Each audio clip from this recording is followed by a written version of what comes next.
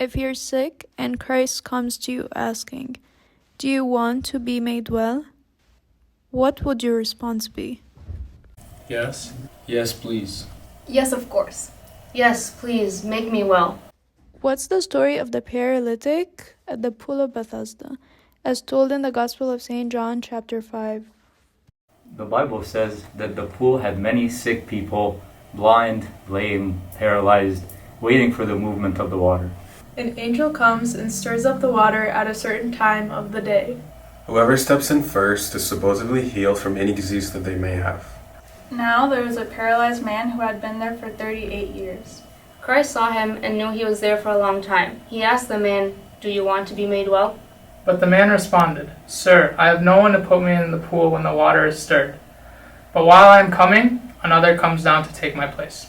So he didn't even answer Christ's question, yet he still healed him. Why did Christ ask a chronically ill man a question with such an obvious answer? Maybe Christ wanted to point out something? The man answered and said that he has no one. Maybe Christ was trying to point out that he was looking in the wrong direction. The paralytic almost blamed his circumstances and surroundings, falling deep into self-pity, and perhaps Christ wanted to heal his mindset first. Christ wanted to heal him, but the man himself was so set in his ways and old methods that he did not want the healing.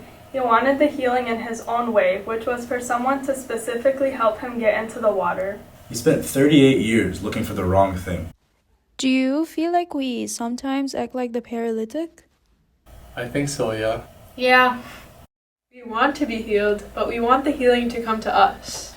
We blame our circumstances and feel pity for ourselves if we're unhappy or unaccomplished spiritually, even though we don't actively seek Him to make us well. We also sometimes wait for an angel or a miracle to come stir us up from within. Although we have Him in us, very much willing to do the healing.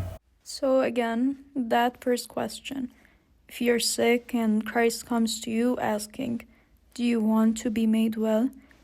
deep down and in truthfulness, what would you say? So, in our current state without changing anything? Maybe we can be, but we don't want to be made well.